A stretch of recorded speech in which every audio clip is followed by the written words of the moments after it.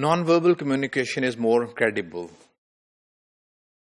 We often put more trust into what people do over what they say. So as we know that we believe from 90 to 65% on non-verbal cues than on verbal cues. So obviously we believe what they do, not more than what they say. Our behavior becomes more instinctual in stress or danger. Obviously, in cases of stress or in cases of danger, we use the biological cues, the biologically based information system. So we react to these stressful or these dangerous situations instinctually. So it is quite instinctive when we are in such situation to show certain non-verbal behavior.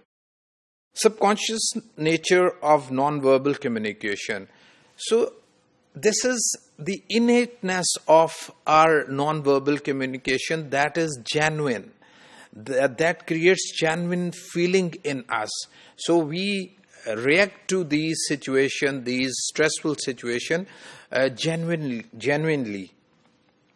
An example of the innateness of non-verbal signal. For example, let's think of a blind child. The blind child has not seen anything since his or her birth.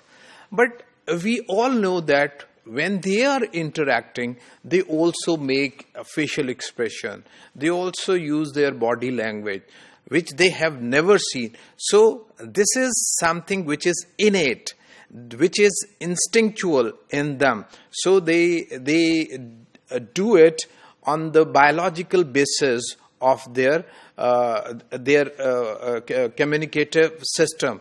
So we can very well say that this non-verbal communication that we do is instinctual, which is not culturally based. So the involuntary or subconscious nature of non-verbal communication makes it less easy to fake, which makes it seem more honest and credible.